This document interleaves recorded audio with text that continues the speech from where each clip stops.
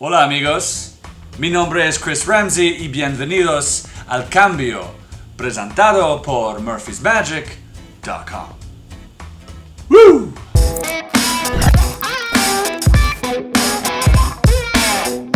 What up, family? Welcome back once again to The Shift. My name is Chris Ramsey, and this week we have an exciting special show for you. We are going to be looking at playing cards. So that's the sort of playing card portion of The Shift. I'm going to try this out, do a little review on these cards, and see what type of feedback you guys give me. Now, just to let you know, I'm not going to be doing any news this week or anything of that sort because I'm actually pre-taping this. And as by the time you see this, I'll have been to California. I will be in New York by the time you're watching this. So this has been pre-recorded for your viewing pleasure. Before we get into this, let's announce the winner of last week's contest. So we asked you guys to like the video and comment on the performances and what you thought. And I chose one lucky winner to take home a copy of The Vault and a copy of Red Mint. So the winner is, without further ado, can I get a playing card drum roll? Bradley Pavard. Bradley, congratulations. Hit us up on Facebook, so facebook.com/MurphysMagic Supply. Send us a message with your info and we'll get those prizes sent out to you as soon as possible. All right, let's take a look at the first deck we'll be reviewing. This is Bicycle Gold. Check this out. This is produced by USPC and Bicycle Playing Card Company, Air Cushion Finish, which I'm pretty sure they all have nowadays. On the sides of the tuck, it's written gold. You got the sort of gilding here. Gold once again on this side. Some information there. On the top, you get the seal. Under the seal, another little emblem. On the back, this sort of back design in a smaller version. It's a nice little emblem here. To be honest, as far as if you're going to go and try to make a luxurious looking deck of playing cards nowadays, I really think you need to go with embossing. They didn't go with embossing, which, leads me to believe that they wanted to make this a bit cheaper so that everybody can have access to it, which is great normally. However, if you are selling a luxurious deck of playing cards to card collectors, you might want to consider going all out on, the cost of the tuck case, because a lot of people, I think, are attracted to that the most. This is something you're going to have on your shelf. You're not going to obviously have the cards out of the box sitting on your shelf. So just a little side note. It does come with a seal. I think once again, as far as luxurious cards go, there should be a seal. I think there is a sort of nice standard to luxurious cards. I think that tax stamps and ornate designs on the seals and stuff like that are definitely welcome. Popping it open, you get two emblems right here on these little tabs. And on the inside, we have the playing cards. So this is what they look like. They have this gold back and very thin borders, but the borders are also the same color as the card. They're gold, which is like a borderless cards, which is kind of cool. The face cards are like so. The face of the cards, rather. This is the one thing I think my reservation here is that the face cards almost look like they could be the back of the cards as well, which is kind of confusing for someone doing magic or manipulating the cards. So once again, this leads me to believe that this is more of a product geared towards card collectors than it is people who use it for magic. The design is beautiful. They fan out really nicely. But once again, if I fan them on this side, you're almost likely to believe that that is the back design. And the cards are a little bit hard to read. The faces are kind of cool. They're a little bit darker. But if I go towards the darker pips, like the clubs, it does make it hard to read. And if I take, let's say, the 7 here, this is going to be a little confusing. That's a 7. So even the way that the pips are put together on some of the cards are a little confusing for me. And I think for a spectator as well. But once again, I keep talking about how these would apply to Magic, but I don't think they were meant to apply to Magic. Bicycle Playing Card Company, they make a great business simply selling these cards to collectors. So that's probably what this was likely designed for. They are untraditionally cut, which means that they ferro from the top down. It's sort of what a double fan looks like. They're a bit thin. They're not thick. I like my stock a little bit thicker just because it makes it funner for springing and handling the cards, and they tend to last longer when they're thicker, in my opinion. These are a little thin for my liking, but they still, as you can see, they still fan out nicely. They're brand new, so there's no reason they shouldn't fan out nicely. The table spreads are really nice. They have that nice design to them. Aside from that, I don't really have much to say. Like I said, not a big fan of them because I don't think I'd use them, and I'm not into collecting cards just for collecting cards. I usually collect cards that I'm going to use, usually. But I say A1 for effort. You guys did a great job trying to bring something new, using a new color and trying to improve on the face cards. Is it a hit or a miss? In my opinion, the design for me is a miss. It might be a hit with collectors. There you go, Bicycle Gold playing cards. Next up, something we've been throwing up on socials quite a bit, little pictures of these playing cards. I know some of you are interested in seeing a review about this. MagicianAnonymous. You get a matte black tuck case, which I find kind of cool.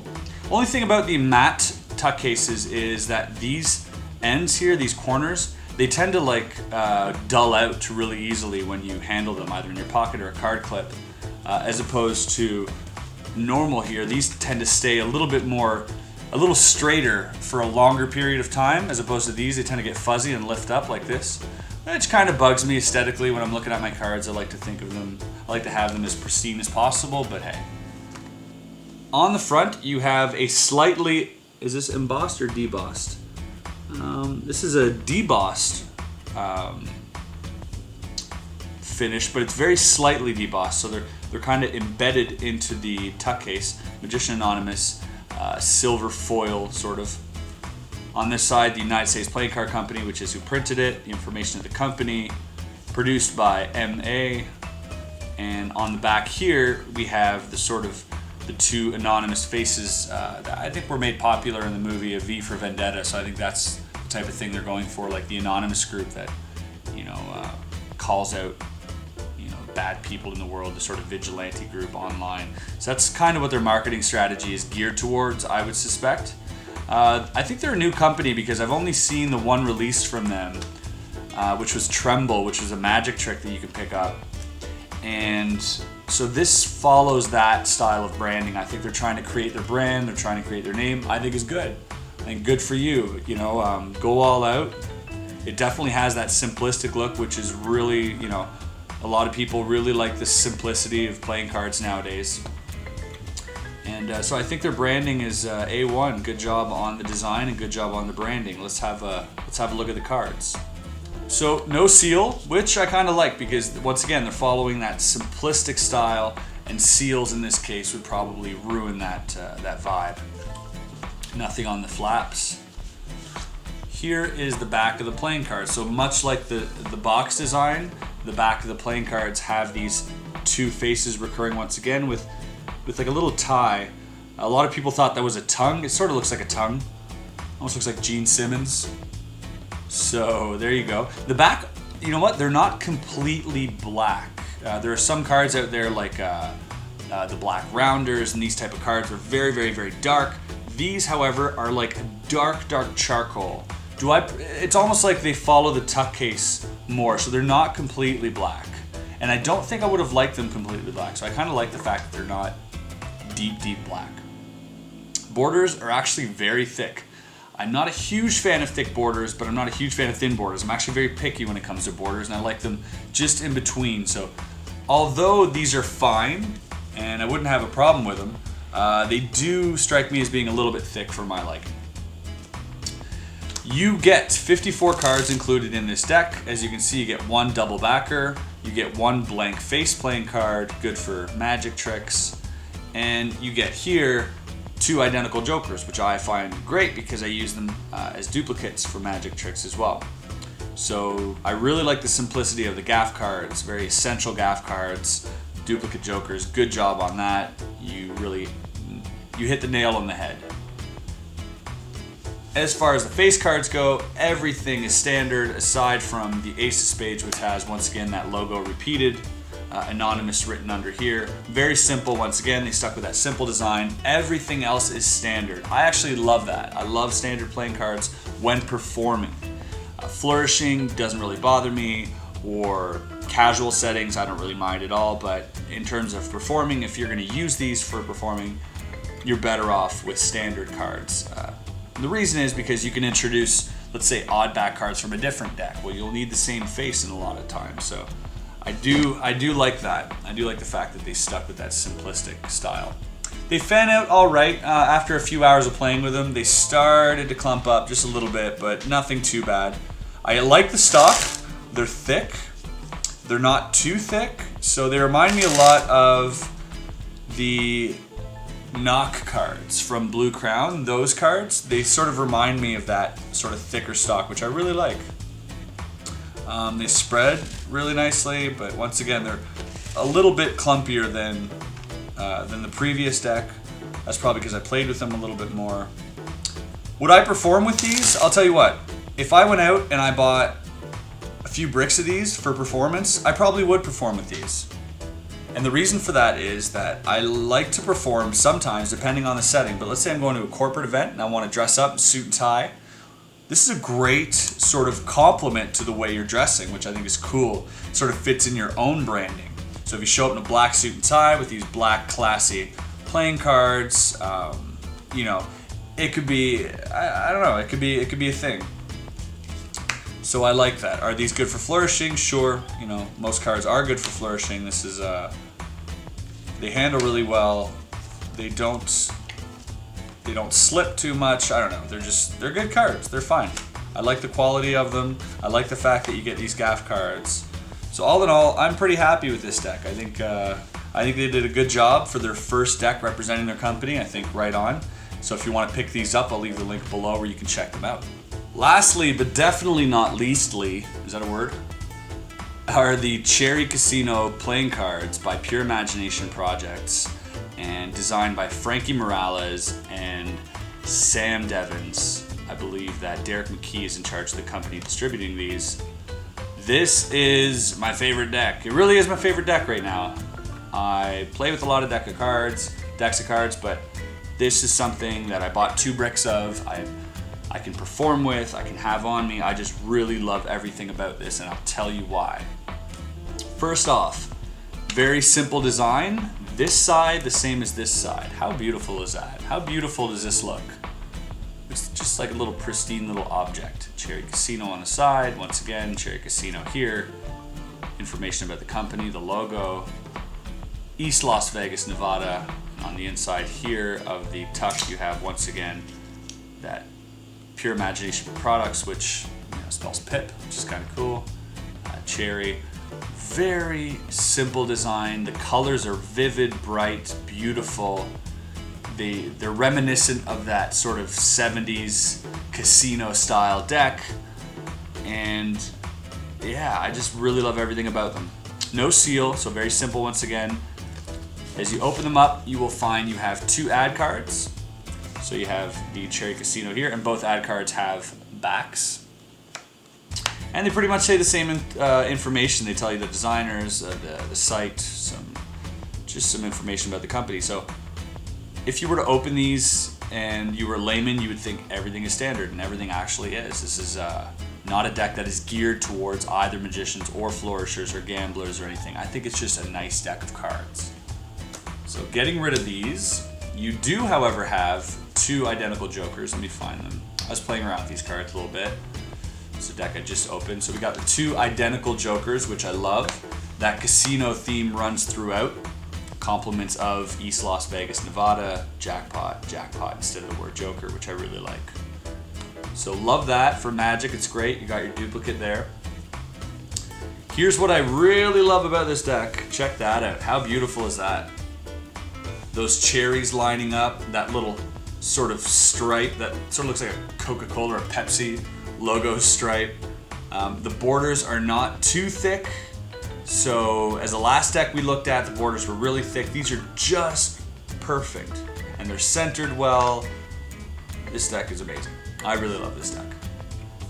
Faces are all standard except for, of course, the ace of spades. which has the Cherry Casino logo right there. But this, for all intents and purposes, looks like an authentic casino deck. You even have this little serial code there, which makes you think this might be a casino deck. Very, very nice style. Look at that, how beautiful they fan out with that nice little line. I wish I could fan with the other hand. I'll give it my best shot. So if you want to see, there you go. You got the cherries running here, you got that line running there. So all in all, very nice deck. They're untraditionally cut, which means they faro from the top down, which is fine. I think I don't think that's a big problem. And if you sort of double fan them, you have that double cherry. And, I mean, it's just a beautiful deck. Handling, this handles like butter. I do Anaconda sort of springs, and right out of the box, this is one of the only decks of cards that right out of the box, you can go ahead and get a beautiful Anaconda. They spring well, they fan well, they spread well. These are just all around good cards. I would definitely use these for flourishing. I do actually use them for flourishing. I use them for performing, casual settings.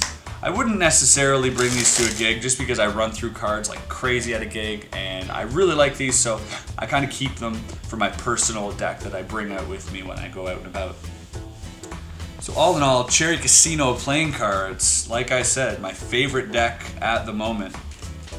Great for Magic, great for, anything you want to do with them. They're just all in all a great deck of cards. Pick these up. I'll leave a link where you can check that out. Alright guys, that concludes the playing card episode of The Shift. I hope you enjoyed it. I actually really want to hear your feedback and what you thought about the episode and what you think we could add or subtract from it to make it better. If you guys are into this type of thing, into like a deck review type of thing. If so, let me know your thoughts. As always, we have a contest, and this week to win these decks of cards, so one deck of Cherry Casino Gold playing cards and MagicianAnonymous playing cards, simply like this video and comment below your thoughts on the episode, your thoughts on the decks of cards and how they were presented, how this was chopped together, and what I could do to make it better, or if you just liked it and thought it was perfect. Comment below. I'll choose one of you guys to take home these decks next week. Alright guys, that about wraps it up for this edition of The Shift. I really hope you enjoyed it. I will see you guys next Sunday and hopefully bring you a bunch of updates from the trips that I was on and the projects that we were doing. So I'll keep you guys in the loop. Until then, have a safe weekend for what's left of it, and we'll see you next time. Peace out.